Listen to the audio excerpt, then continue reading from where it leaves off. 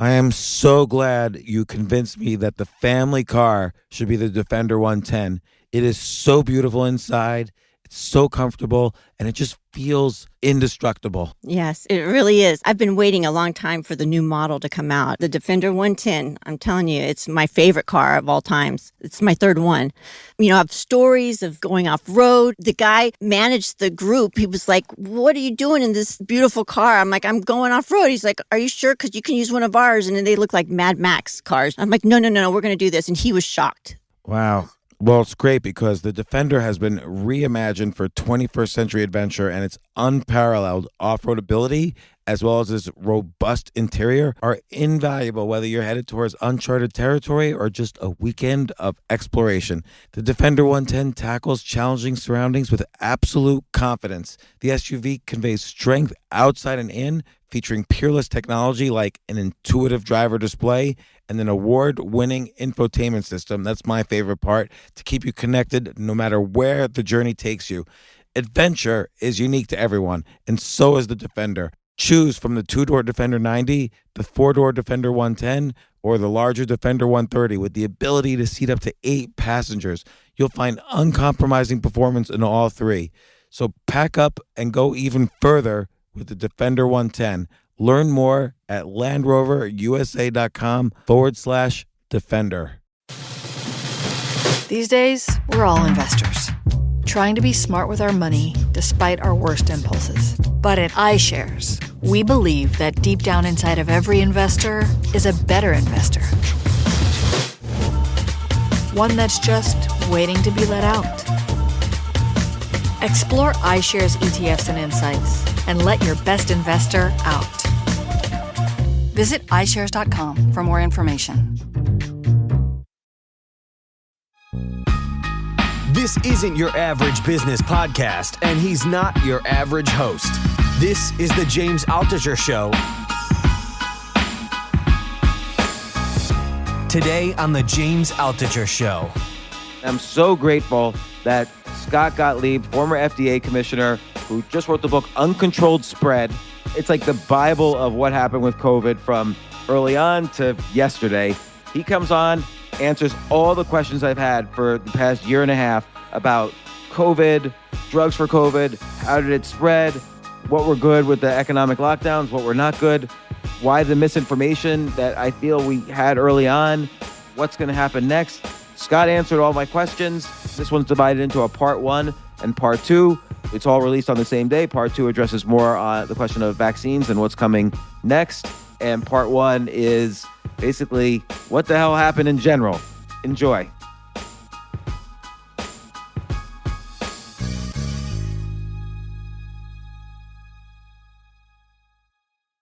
Scott, you've done a lot of things in your life. You're a young guy, but you were the FDA commissioner for much of the Trump administration.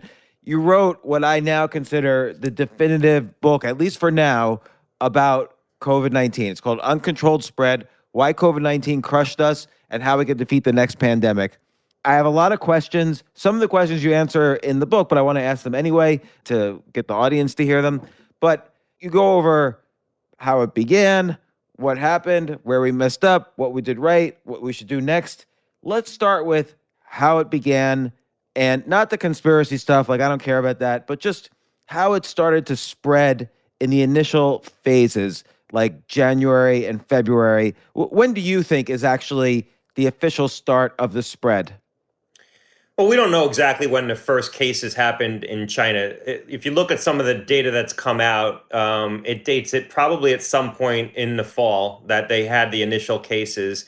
And we now have some evidence that there were cases outside of China in other countries as early as December. In France, we've had some samples, Italy, in Brazil, still unverified, but certainly a suggestion that was starting to spread internationally, at least in small increments out as early as maybe December. But some of the data coming out of China suggests that it might have started to spread in sort of the September, October timeframe.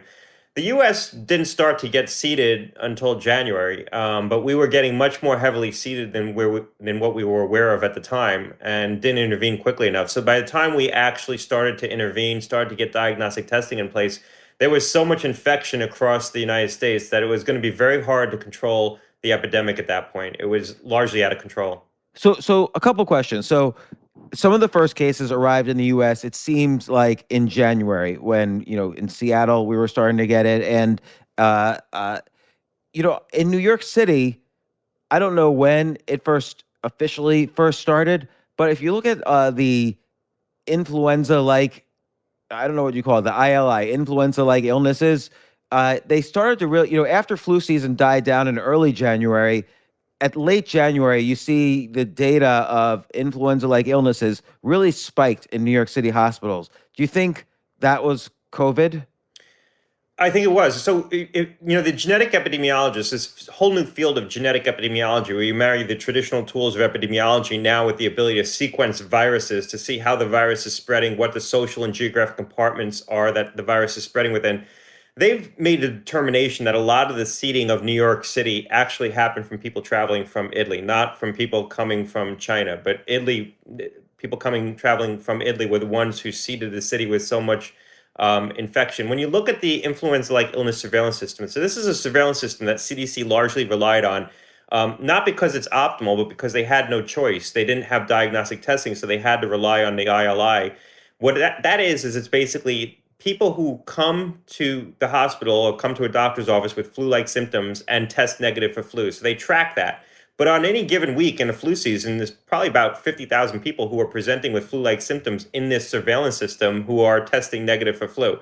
So you could literally have tens of thousands of cases hiding in plain sight. And when you look at the data over the course of January and certainly February, what the ILI was showing was it wasn't flashing red. So it wasn't saying there's something really bad going on, but it wasn't green. It was orange for the whole month. It was basically at the high end of the normal range. So when you looked at a 10-year average of how many people were presenting with flu-like symptoms and testing negative for flu, the data was showing that we were at the high end of the range of what that data had shown over the last decade. Certainly against the backdrop of what was happening around the world, that shouldn't have been comforting. It really wasn't until early March that there was a clear indication that there was something else spreading, clear enough that Bob Redfield, the CDC director, picked up the phone and called the Secretary of Health in New York and said, you have a problem. That's when they really showed the dislocation. So on the one hand, in January, we had this, a lot of people were reporting flu-like symptoms. It was a spike, like you say, it was in the orange area, maybe more in some areas than others. The other thing is we knew that economically the supply chain was going down because China was shutting factories, within hundreds of miles of Wuhan, not just in Wuhan, but all over. And so there was, no matter what, there was a problem that was going to affect the world. Whether we were going to get sick or not was maybe unclear. I myself was in denial of it in January, but I was scared about the economy. I was terrified. But given the rise in these flu-like illnesses, plus the clear fact that there was a serious illness happening, at least in China, why do you think we did not take it more seriously at the end of January or early February? And what could we have done if we had taken it seriously, given that we had never really taken any virus seriously in the past? Look, it's the fog of viral war. We had incomplete information. China certainly wasn't forthcoming, but there was also a lack of leadership. You didn't have someone who was pushing the red button in the end of January and saying, this could become a global pandemic. It could engulf the United States. We need to start making emergency preparations. There were certainly people who felt that way, and I talk about some of them in the book. There were people on a email thread who were also involved in the government and the national security space who were very worried that New York City was basically going to look like Wuhan. And I remember those words being said to me by a very senior official in the national security space, that New York City is going to look like Wuhan. So there were people who were worried about this, but just unfortunately not the right people. So what could we have done? The simplest thing we could have done, which would have had a very big impact, was picking up the phone and calling the manufacturers of diagnostics and saying, we need you to get in the game. We need you to crash an effort to develop diagnostic tests for this novel coronavirus. That never happened. It certainly didn't happen in January. It eventually happened by the end of February. But the lead time to trying to develop a diagnostic test for a novel virus is, 4 to 6 weeks. You can't do it overnight. You got to design the test. You got to validate it. You got to mass manufacture it. So we needed to be starting to mass manufacture and stockpiling diagnostic tests some point in the beginning of January if we wanted to have the capability to keep up with this and maybe get ahead of it. That's what South Korea did. And that's why South Korea was able to weather the first wave of this virus so successfully. They were able to deploy massive testing to turn over their cases, get people into quarantine, and really control their outbreaks. We weren't. We were heavily seeded. And not only did we not know where the virus was, we didn't know where it wasn't. So we weren't able to say, well, we know New York's engulfed with virus and is on the brink of collapse. But you know what? Austin, Texas isn't, and Jacksonville isn't. And we could wait a little while before we implement the very stringent mitigation in those parts of the country. As it were, we ended up implementing a national stay-at-home order for 45 straight days, an extraordinary decision. We made the whole country stay at home, and really only parts of the country had to. And by the time the virus eventually spread to other parts of the country and engulfed the South in the summertime, a lot of people there said, you know what, we shut down in the spring when we didn't have to, and we're not going to shut down again. So we didn't preserve our political capital to implement the mitigation on a more titrated basis based on where the virus was.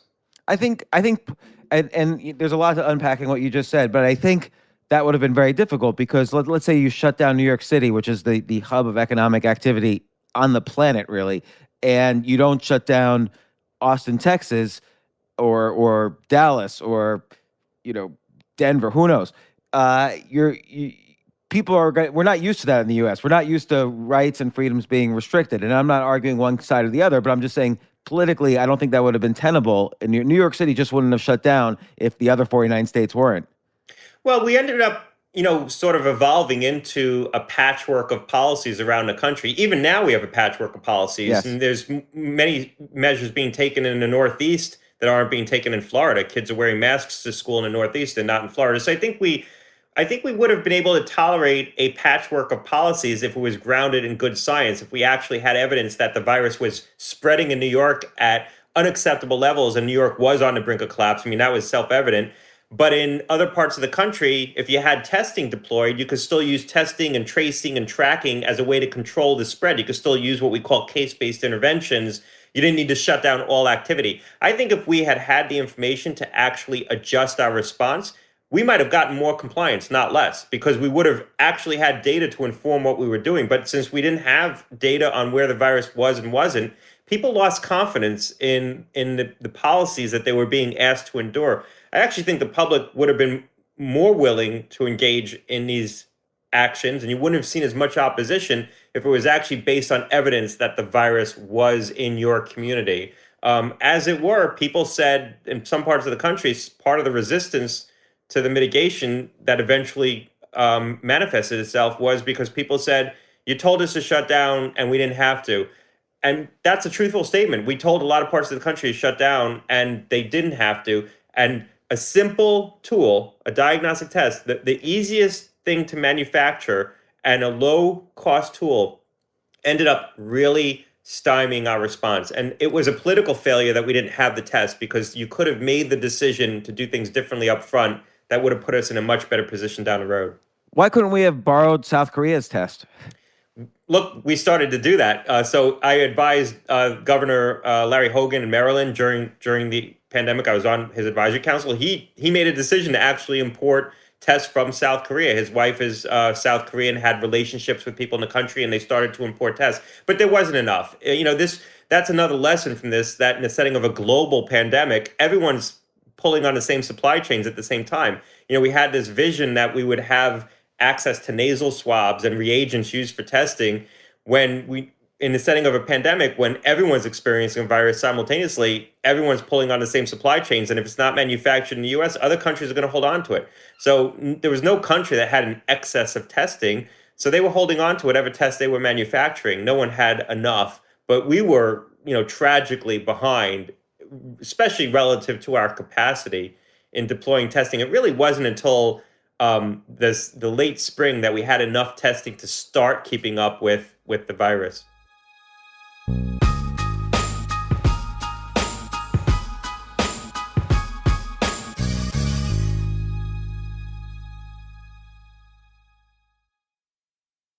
Oh my gosh, I love these clothes. Mizzen and Main. That's Mizzen and Main. It really is the most comfortable work clothes. Travel clothes. I had to travel this whole week. I'm traveling for a week and a half, and I just took Mizzen and Main clothes with me. Close out 2023 in style with comfortable, breathable, packable, and machine washable pieces from Mizzen and Main. As you wrap up your year-end goals, enjoy a Mizzen and Main dress shirt that you can wear confidently. I like that they've very, very just nice, solid colors. I don't really like to get all fancy in patterns and everything, although they do have some pattern shirts, but very comfortable clothes, stretchable pants. It's just super comfortable, but they look professional and you can wear them casually or professionally. I like some of their flannel shirts or untuck shirts. I love untuck. I never tuck in. So again, whether you're shopping for a special someone or giving yourself the gift you really want, I just buy myself gifts.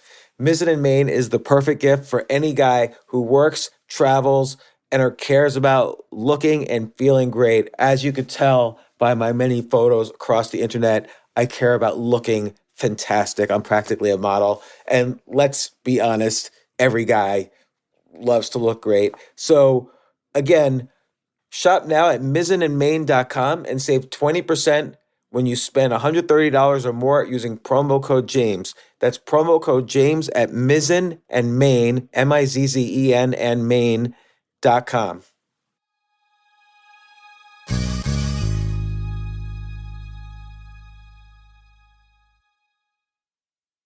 You know what I love about fantasy sports is that even though I'm not going to be a great basketball player or a baseball player or a football player or whatever, I feel like I get to participate and make decisions and use my knowledge of these different leagues or these different sports to compete.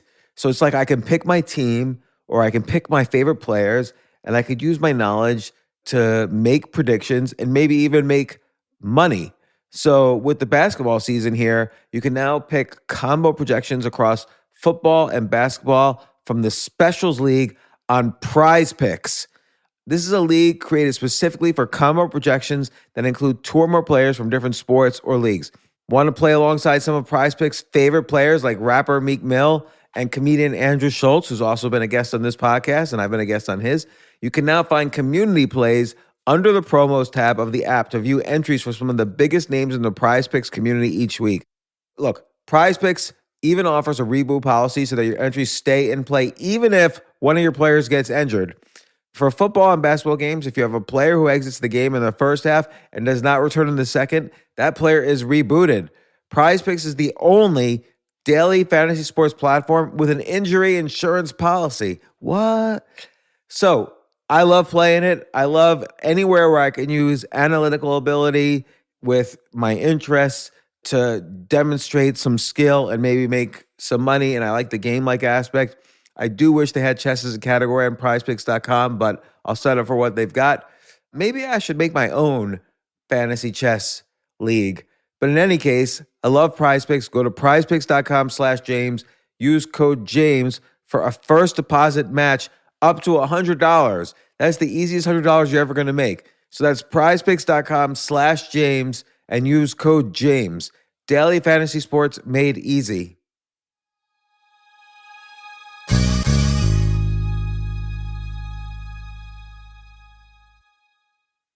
The future of learning is definitely online. Like, it's such BS that you have to spend $200,000 or take $200,000 in loans and go to some fancy school when it's useless. It doesn't guarantee you a job. Most employers, including me, do not care about degrees or grades or anything like that. We want to care that you love what you're doing, that you know what you're doing, in some cases that you have experience or that you're willing to learn. But people in general love learning and are curious. Like, the key to success is curiosity. And I think masterclass.com is the perfect model for online learning. I'm really happy they're sponsoring this episode.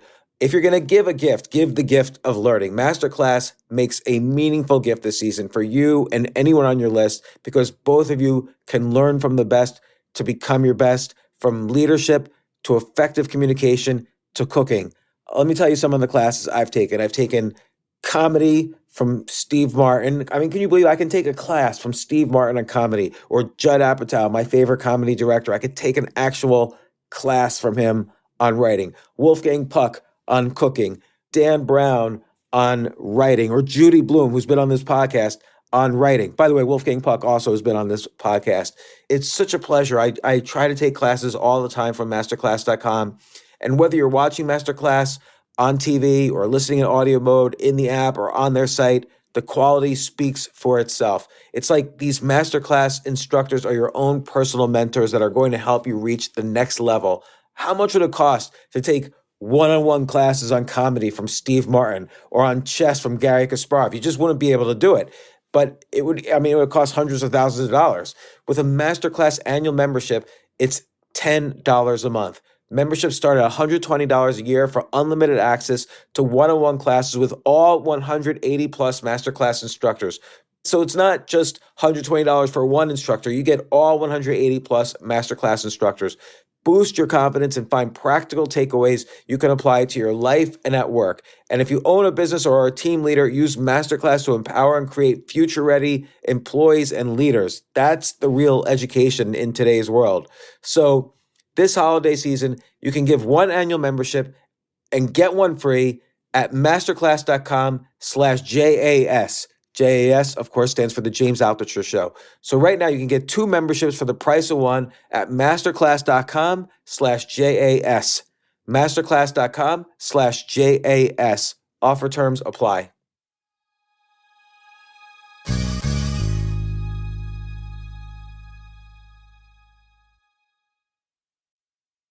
You said something really interesting in the book that really astonished me.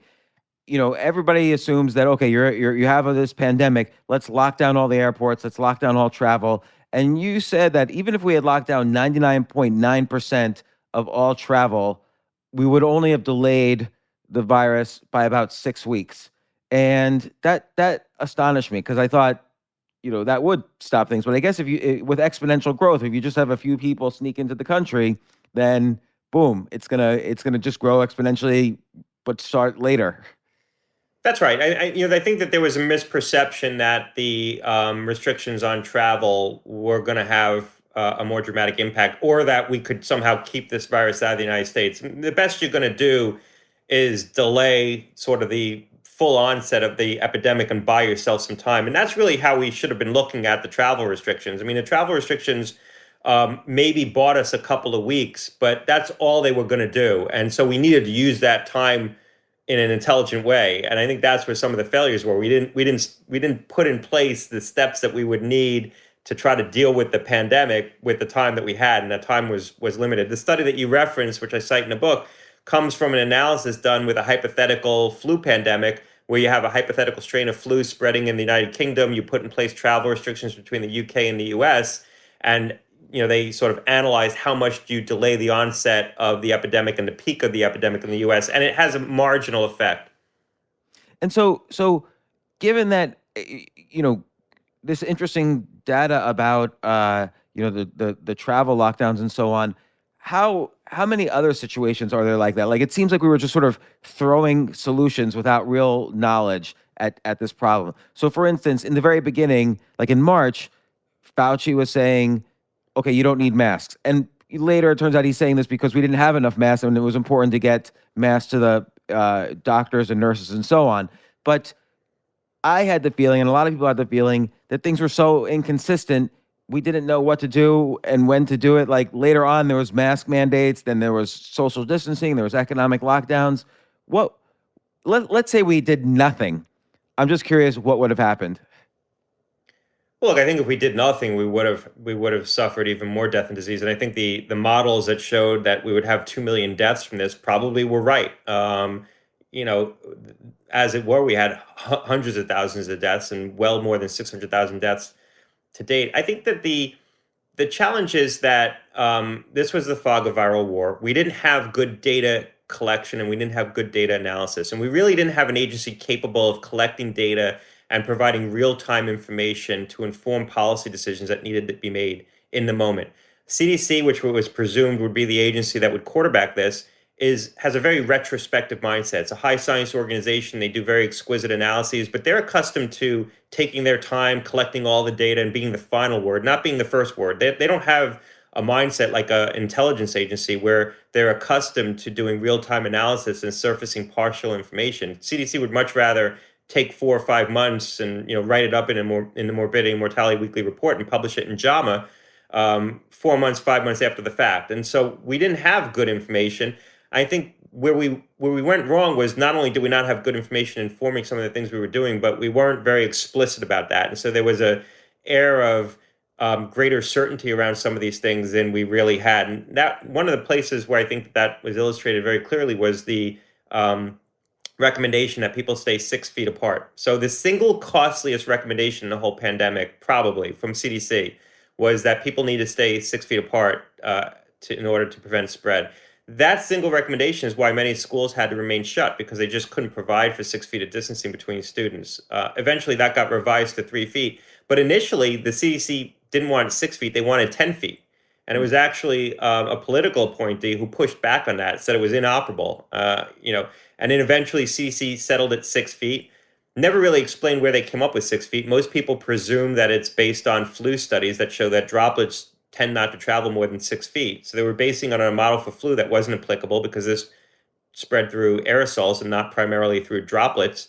And then when they eventually revised it to 3 feet under pressure from the Biden administration, because the Biden administration rightly wanted to open schools in the spring and recognized that the 6 foot requirement was keeping schools from opening, they revised it based on a study that they had done the prior fall, where they showed that if you are 3 feet apart, but both people are wearing masks, 2 people are 3 feet apart but wearing masks, you reduce transmission by 70%, which all begs the question, if that's the basis for them adjusting their recommendation, and they had that data in the fall, why'd they hold on to it and only adjust the recommendation by the spring?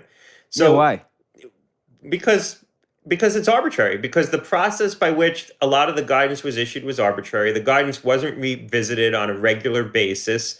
The basis for how the guidance was arrived at wasn't articulated clearly, so people couldn't decouple the guidance coming out of CDC and say, you know what, this has more evidence associated with than this does, therefore I'm going to choose to follow this, but we're going to modify this. If CDC was more explicit about the level of certainty they had, people could have made judgments.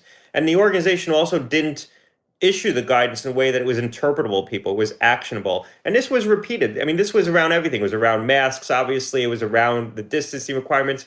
Even when they did analysis to try to inform the public about risks, it wasn't analysis that was actionable. So another example is they did a study last summer where they looked at, so the first summer, we had the spring wave, and then the summertime, they did a study where they looked at where was spread occurring? What were the situations that seemed to precede someone getting sick? So they looked at people who got sick and they said, what did you do over the last 2 weeks? And they found that a lot of people who came down with COVID reported eating out in the last 2 weeks. And the headline of the study, the articles that ran, said, eating out in a restaurant is creating spread. And that was basically the conclusion they drew in this very detailed analysis that they published in the Morbidity and Mortality Weekly Report.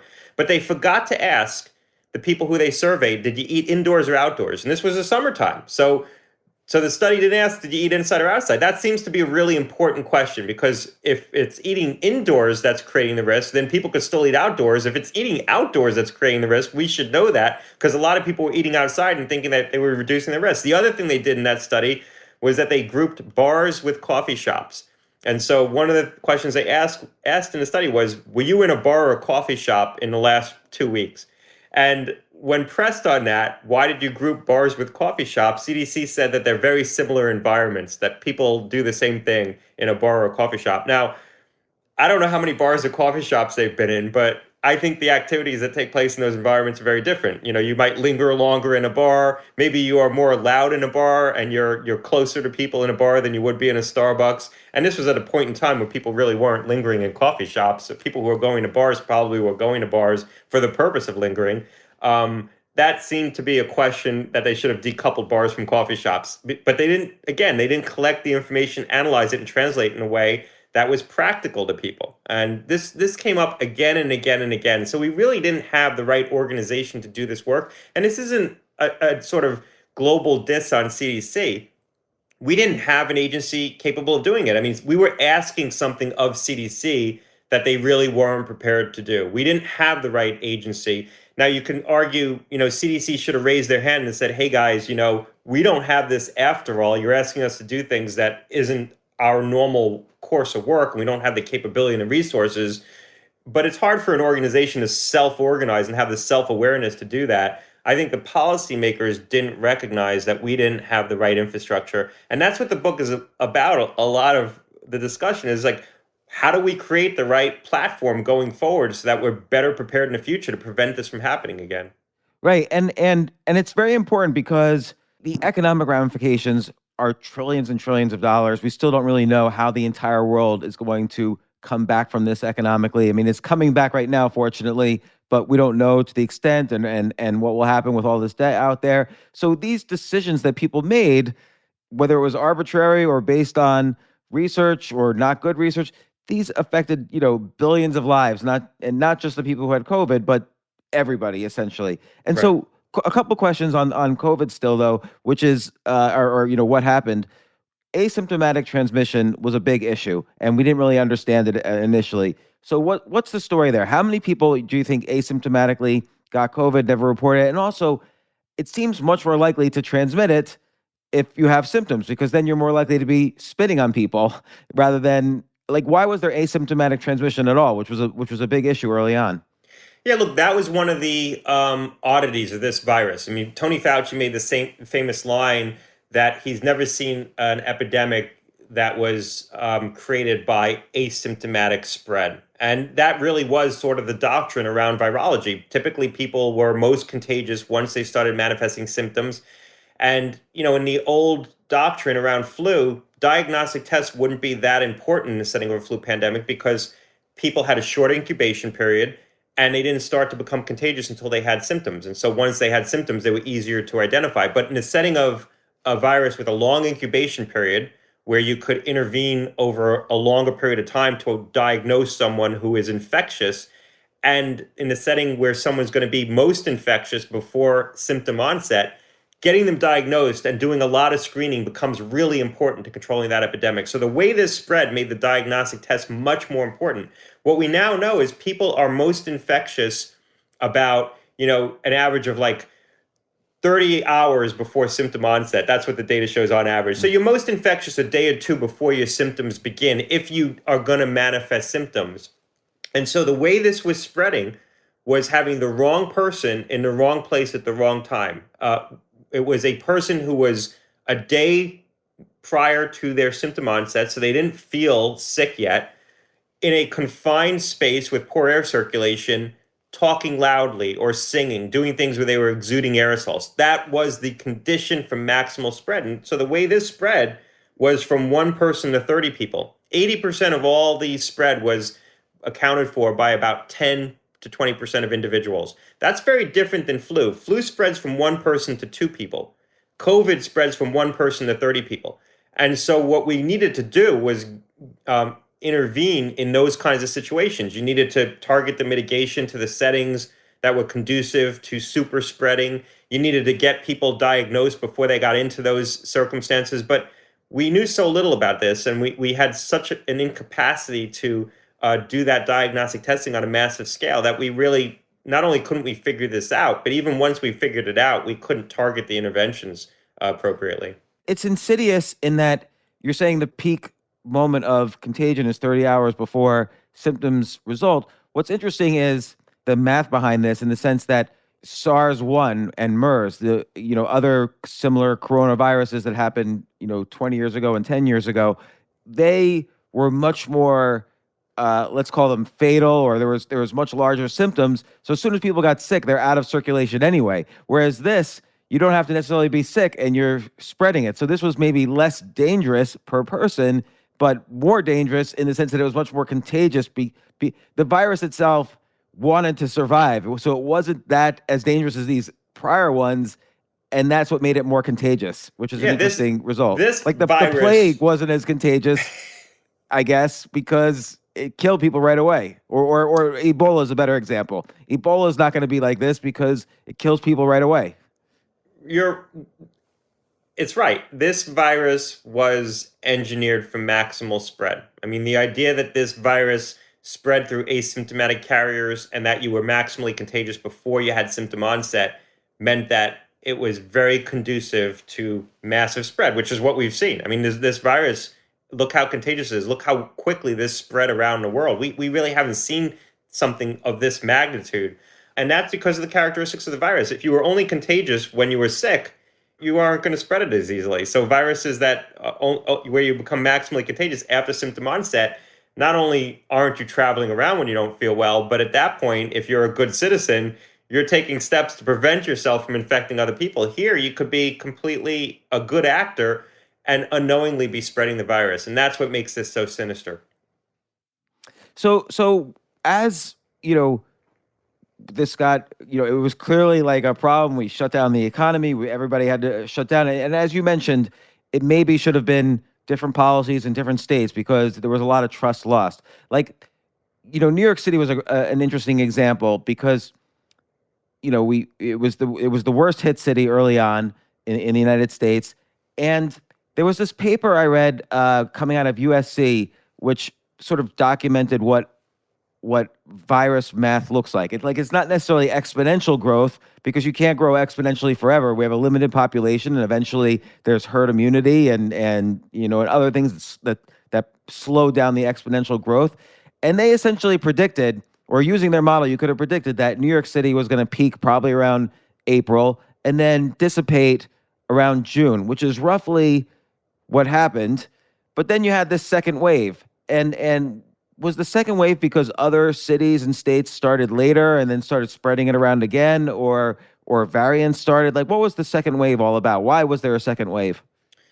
Yeah, I think the second waves and the sort of successive waves of infection are all the things you said. But I think when we decouple it, what really contributed to that second surge of infection was B117, the new variant that was more contagious. And then what contributed to the wave we're going through right now was the Delta variant, a variant that is even more contagious than B117, because the amount of immunity you need to achieve in the population in order to get not true herd immunity, but a backstop against rampant spread is correlated to how contagious the virus is. And the level of immunity you need to achieve against a virus as contagious as Delta is much higher than what you would need to achieve against a variant like B117, and that's higher than what you'd need to achieve against the old Wuhan variant. So right now, to create like an adequate wall of immunity that's going to be a backstop against the Delta variant, we probably need to have immunity in about 85% of the population. That's pretty high, maybe even higher than that. And it's not going to be true herd immunity. We're never going to have herd immunity where this just stops spreading, because people are going to get reinfected. This is going to continue to migrate even more. Even if it migrates slowly, it's going to continue to evolve in ways that it pierces some of our immunity. But we need to get 85, 90% of the population with some level of immunity for this Delta variant to stop spreading with the velocity it's spreading now. And quite frankly, we're pretty close to that right now if you sort of add up the amount of immunity we have. If you get the original, if you had the original COVID back in March, in September, could you have gotten the Delta variant? I think this is a little unclear to people. Could you have gone from the Wuhan variant to the Delta variant? Yeah. Without sure. I mean, you could. The B117 wasn't necessarily a stop along the way. It was just a different variant. I mean, some of the same mutations are in B117 that are in Delta, but you didn't need to have that in sort of the viral lineage. Now going forward, the presumption is, people talk about the next mutation that's going to, evade our immunity. The presumption is that if there is going to be a new mutation that pierces the immunity that we've acquired from either infection or through vaccination, and it's probably going to be what we call partial escape. We're not going to wake up one day and our vaccines are just completely ineffective. We're going to wake up one day and there's going to be a new mutation slowly spreading where our vaccines are partially less effective. The presumption is if that mutation comes along, it's probably going to be in the Delta lineage, which means it's basically going to be Delta, but Delta now acquires some new feature. It's going to be hard for the virus to do that. And we should take some solace in the fact that the virus hasn't really been able to do that in a host cell fashion yet. And the reason is because the virus, in order for the virus to evade our immune systems, it's got to thread a very careful needle, because our immunity, the dominant epitope, so the dominant region on the surface of the virus that we develop immunity against, we develop our antibodies against, is the spike protein, which everyone has heard of. And it's not just the spike protein, it's the tip of the spike protein. So we develop antibodies against the very tip of the spike protein. So the virus has to change the conformation of that tip of its protein, of its spike protein, in order to evade our antibodies. But the problem that the virus faces is that it uses the tip of its spike protein to attach to our lungs. So that very point is where it attaches to the ACE2 receptors that line our lower airways. So it's got to figure out, it's got to say, how do I change the conformation of this small structure so much that the human antibodies no longer recognize it, but not so much that I can't now attach to the human cells. And it so happens that the very features that we develop our antibodies against are the same features that it uses to attach to our cells. So I'm not saying that the virus can't figure this out. I mean, it gets in millions of people and suddenly you get one viral particle that figures this out. But it's probably unlikely that we're going to see something that's going to be a dramatic change. It's going to try to change other aspects of its protein before it changes that tip enough that it could dramatically evade our immunity. And the other point I'll just make, and I'll sort of close here, people presume that the mutations arise because the virus is in, tens of millions of people, and that creates tens of millions of opportunities for the virus to mutate. The mutations more characteristically arise in people who become chronically infected. So you have people who are immunocompromised, who develop the infection and are unable to clear it. And so the virus is able to evolve within the confines of a single human being, and then it breaks out of that person. So, we need to get the amount of virus down. We need to get people vaccinated all over the world, but we also need to pay particular attention to people who are immunocompromised, who become chronically infected with this virus, because they're the ones who are uniquely vulnerable to developing and propagating these new mutations. Is there a danger with the vaccine kind of simulating the chronic infection process? So someone has COVID, then 6 months later they get the vaccine. By this time, their body's like, I've dealt with this before. And the virus says, I've met this person before. And things start to happen. Because and again, this is not vax or anti-vax or anything. I'm just curious, are there dangers in terms of mutations with the vaccines? Yeah, no, it's a good question, and this is and that very question is why a lot of people were against the idea of only partially vaccinating people.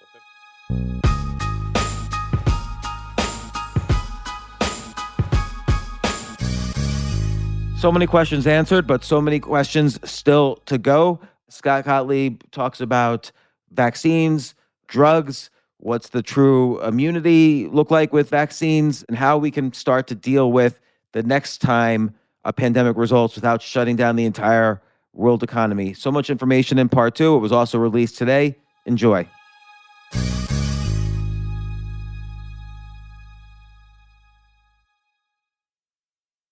Becoming your strongest financial self? Good plan. Northwestern Mutual's Guide to Good Financial Planning can help you balance spending and saving, set goals, and start creating the life you want to be living. Get it today at northwesternmutual.com/goodplan. The Northwestern Mutual Life Insurance Company, Milwaukee, Wisconsin.